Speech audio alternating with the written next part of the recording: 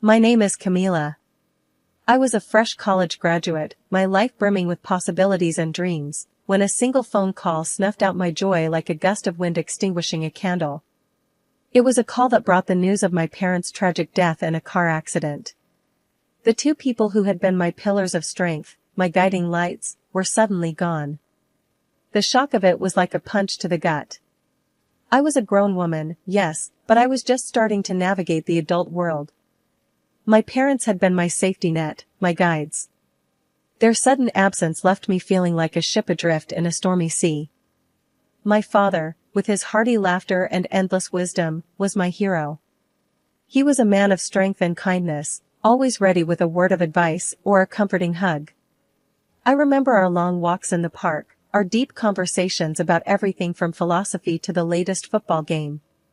He was my rock, my safe harbor in the stormy sea of life.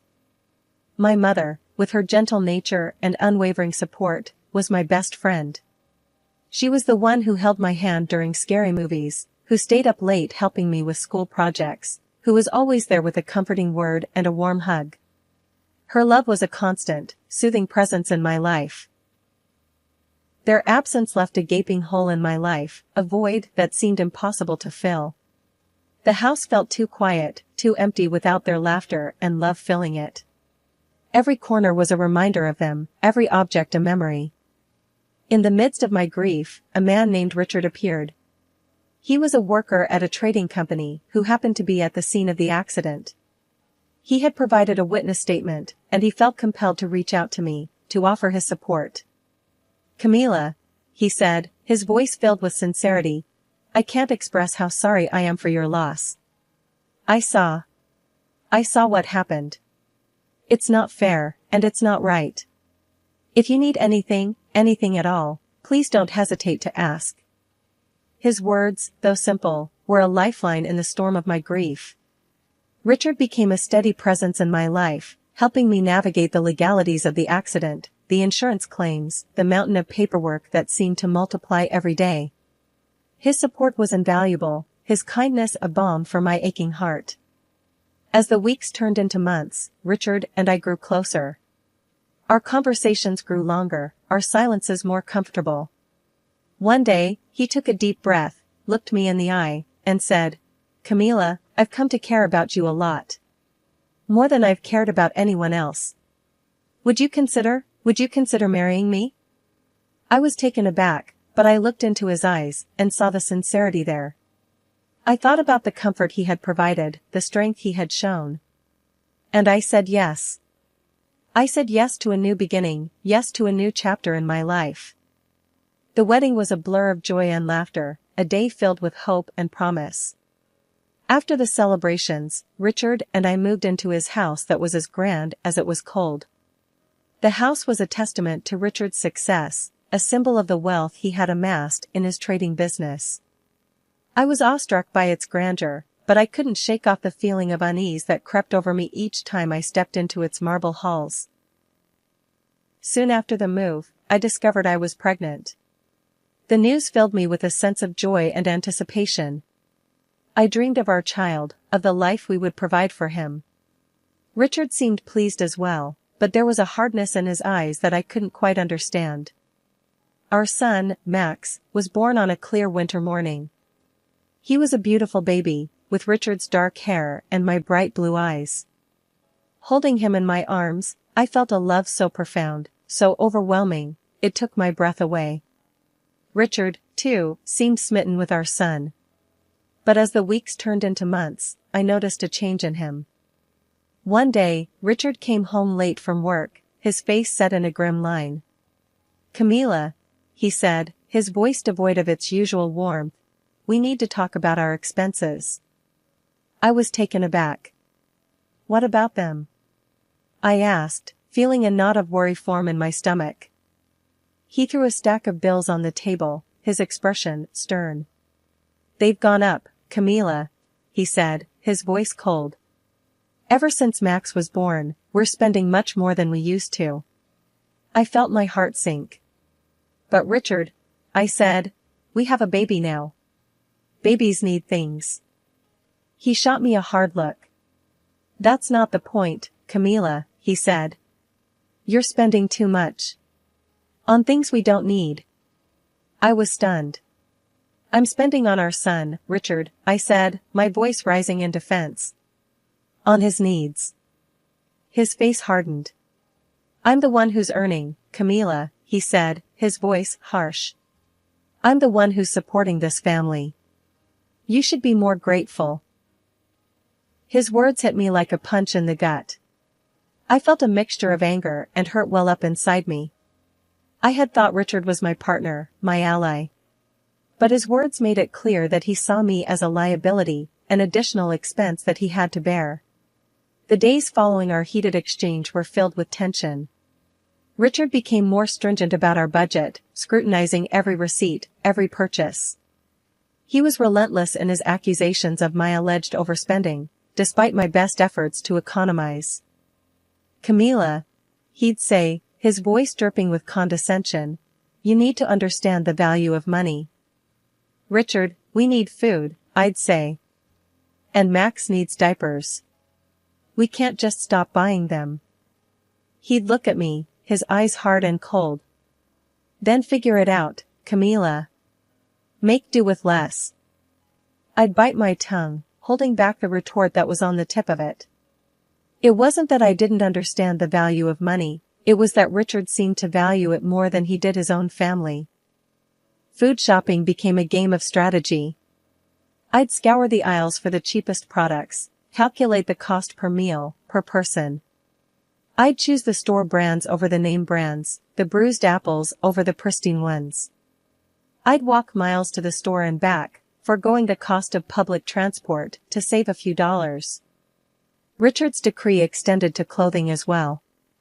No new clothes, he'd said, his voice firm, unyielding. Make do with what you have.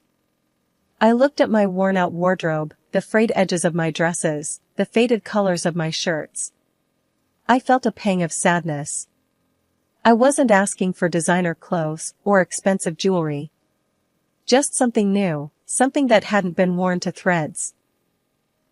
One day, I saw a beautiful little jumper for Max in a store window.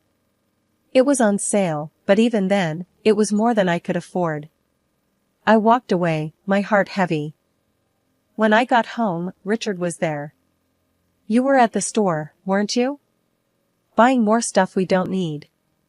I didn't buy anything, Richard, I said, my voice steady. I can't. You've made sure of that. He scoffed. Don't play the victim, Camila.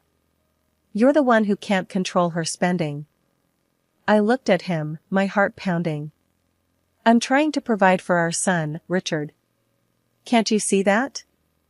He got up, his face red. I'm the one providing for this family, Camila. You're just spending my money. I felt a surge of anger. Your money? Richard, we're a family. It's our money. He laughed, a harsh, bitter sound. Oh, Camila. You're so naive. I stood my ground, my hands clenched. No, Richard. I'm not naive. I'm just trying to do what's best for our son. He glared at me. And I'm trying to save us from bankruptcy. But you wouldn't understand that, would you? With that, he stormed out of the room, leaving me standing there, my heart aching. All the while, I noticed Richard's lifestyle remained unchanged.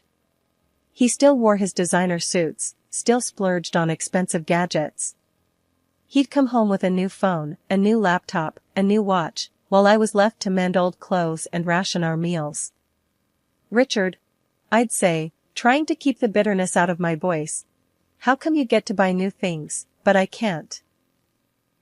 He'd look at me, a smug smile on his face. Because I earn the money, Camila. I get to decide how it's spent. His words stung, a slap in the face. I was his wife, the mother of his child, but he treated me like a burden, like an unwanted expense.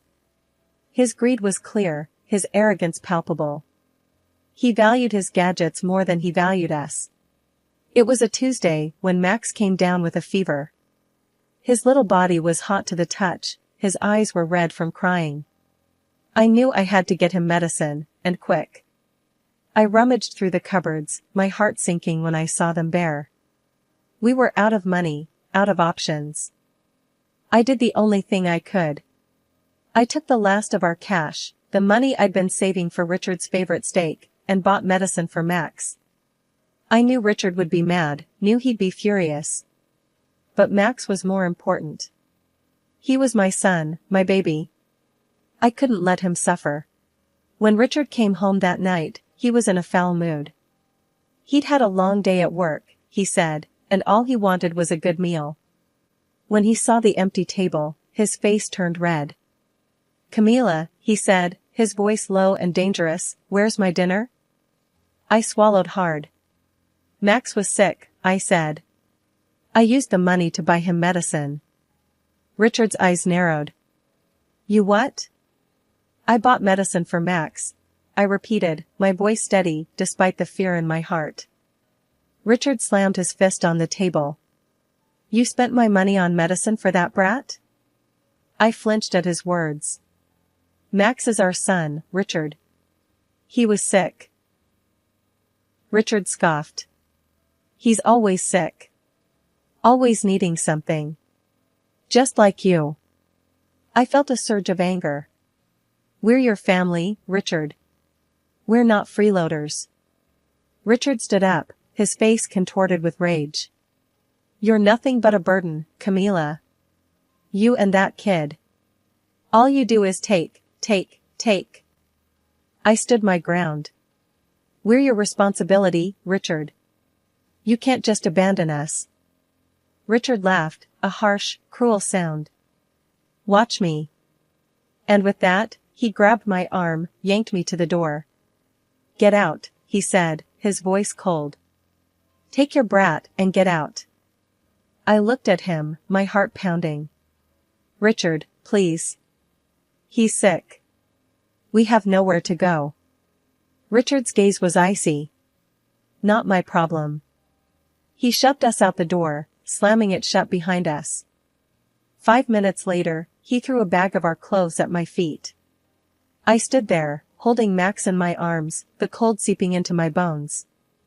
I looked at the house, our house, now a fortress we were barred from. That was the final straw. I knew then that I couldn't stay with Richard, couldn't subject Max to his cruelty. We deserved better, deserved a life free of his anger, his greed. So, I walked away, Max clutched in my arms, our future uncertain. But I knew one thing for sure. I would fight for us, fight for a better life. Richard had pushed us away, but he couldn't break us. We were stronger than he thought, stronger than he'd ever know. The city was vast and overwhelming, a concrete jungle where I knew no one. My son, Max, was just a toddler, too young to understand the dire situation we were in. With no money, no friends, and no home, I felt like a ship adrift in a stormy sea. That's when I remembered Grandma. My father's mother, a woman I had seen only once in my life, came to mind.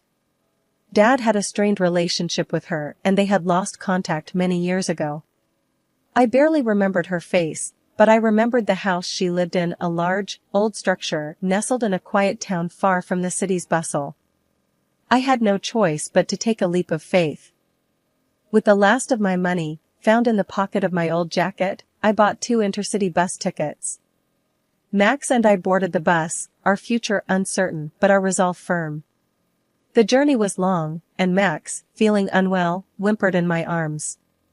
I held him close, whispering soothing words, promising a better future. We arrived at Grandma's town as the sun was setting. The large, old house stood just as I remembered, a beacon of hope amidst our turmoil. Gathering my courage, I walked up to the door and knocked.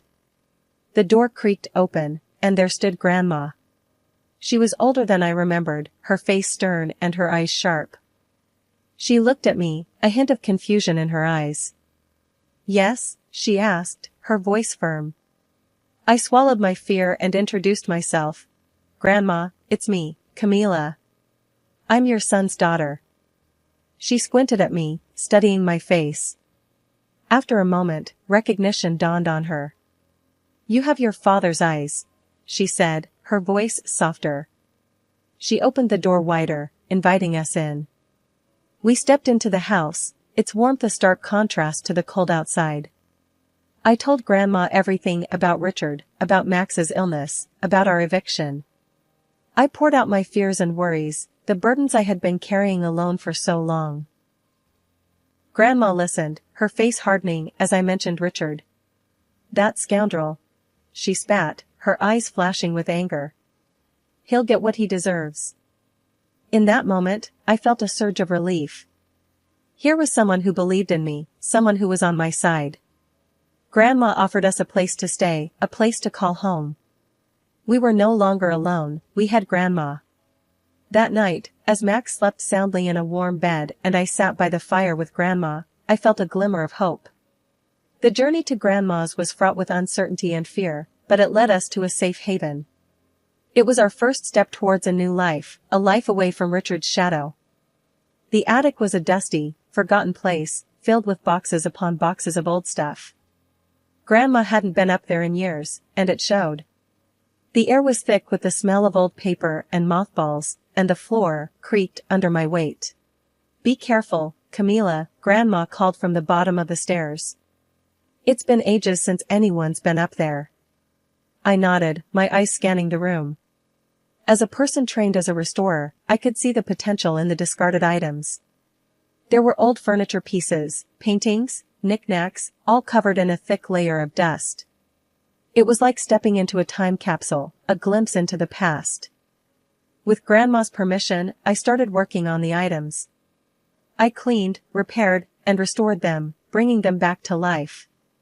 Each piece had a story to tell, a history to uncover. It was a labor of love, a way to keep my mind off the troubles of the past. Days turned into weeks, and before I knew it, the attic was transformed. The old, discarded items were now beautiful antiques, their value increased tenfold. I took some of them to a local antique store, hoping to make a small profit. The owner, a man named Mr. Peterson, was surprised by the quality of the items. "These are fantastic, Camila," he said, his eyes wide. "Where did you find them?" "In my grandma's attic," I replied, a smile playing on my lips. She had no idea what she was sitting on. Mr. Peterson laughed, shaking his head in disbelief. "Well, she's a lucky woman to have a granddaughter like you." I blushed, thanking him for his kind words. He bought all the items, giving me a hefty sum of money. I was stunned. I had hoped for a small profit, but this was beyond my wildest dreams. When I returned home, Grandma was waiting for me. "How did it go?" she asked, her eyes hopeful. I showed her the money, her eyes widening in surprise. "Oh my, Camila," she said, her voice shaky. "I can't believe it." I shrugged, trying to hide my excitement. "It's all thanks to you, Grandma. These are your treasures, after all." We celebrated that night, a small victory in our battle for a better life. The attic treasures were more than just old items. They were a reminder that even in the darkest times, there is always a glimmer of hope. From then on, I continued to restore the items in the attic. Each piece brought us closer to our goal, each sale a step towards our new life. The attic treasures were our lifeline, our saving grace. And we were grateful for them, for the hope they brought us, for the future they promised. Richard, that good-for-nothing, hadn't bothered to check on us. Not even a call to ask about his son. I guess he was too busy with his new life, too busy to care about the family he left behind. But we weren't going to let him off the hook that easily. Grandma had a friend, a lawyer named Stan. He was a tough old bird, sharp as a tack, and he didn't take any nonsense. "We'll get that bastard," he promised, his eyes hard. "He won't get away with this." With Stan's help, we filed a claim for child support. Richard was furious when he found out. He called me, his voice a venomous hiss. "You'll regret this, Camila," he threatened. "You don't know what you're getting into." But I wasn't scared. Not anymore. Bring it on, Richard, I shot back. We'll see who regrets it in the end. The day of the court hearing arrived. Richard strutted in, all puffed up like a peacock, his lawyer by his side. He sneered at me, his eyes cold and hard. But I didn't flinch. I was ready for him. Stan presented our case, his voice steady and firm. He talked about Max, about how Richard had abandoned us, about how he hadn't paid a dime for his son's upkeep. The judge listened, his face impassive. Then it was Richard's turn. His lawyer was smooth, his words slick. He painted Richard as the victim, as a man wronged by his vindictive ex-wife. But we had a trump card. I played a recording of Richard's tirade the night he kicked us out. He didn't know about it, and I decided to surprise him. His threats, his cruel words, all for the court to hear. The room fell silent as his voice filled the air, his true nature exposed for all to see. Richard's face turned pale, his confident facade crumbling. The judge frowned, his eyes hard. "This court will not tolerate such behavior," he said, his voice stern. "Mr. Jackson, you will pay child support as required by law. You also have to pay for the emotional abuse of your ex-wife and son." Richard was stunned. He looked at me, his eyes full of disbelief. But I didn't gloat. I didn't need to. The look on his face was victory enough. After the court hearing, Richard tried to worm his way back into our lives. He called me, his voice all sweet and smooth, like honey dripping from a spoon. "Camila," he said, "let's start over. For Max's sake." I laughed, a bitter, cynical laugh. "Start over? With you?" I shook my head, even though he couldn't see me. "No, Richard. We're done." I could hear the surprise in his voice. "But Camila," he stammered, "you need me. You can't survive without my money." That's where he was wrong. I had a job now, a good job. I was a restorer, working for a local antique store and a museum. I was making good money, enough to support Max and me. And with Grandma's help, we were doing just fine. "I don't need you, Richard," I said, my voice steady. "I've got a job. A good job. And Max and I are doing just fine." There was silence on the other end of the line. Then Richard laughed, a harsh, bitter laugh. "You? Working? I don't believe it." "Well, you better start believing it," I shot back. "Because it's true. And guess what, Richard? I'm not just surviving. I'm thriving." There was more silence. Then Richard hung up, his parting words a venomous hiss. "You'll regret this, Camila. You'll see." But I wasn't scared. Not anymore. I had found my strength, my independence. And there was no going back. The next few months were a whirlwind. I was busy with work, with Max, with life. But I was happy. Truly, genuinely happy. For the first time in a long time, I felt free. Free from Richard, free from fear, free from uncertainty. Grandma was proud of me. "You did good, kid," she said one day, her eyes twinkling. "You stood up for yourself. You took control of your life." I smiled, feeling a sense of pride. "Thanks, Grandma," I said. "I couldn't have done it without you." And that was the truth. Grandma had been my rock, my support. She had stood by me, had helped me find my strength. And for that, I was grateful. The sweet taste of victory was more than just a court win.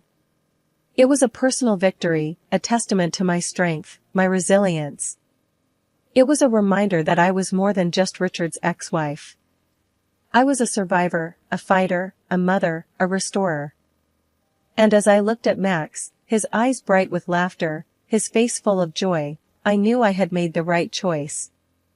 I had chosen to fight, to stand up for myself, for my son. And I had won.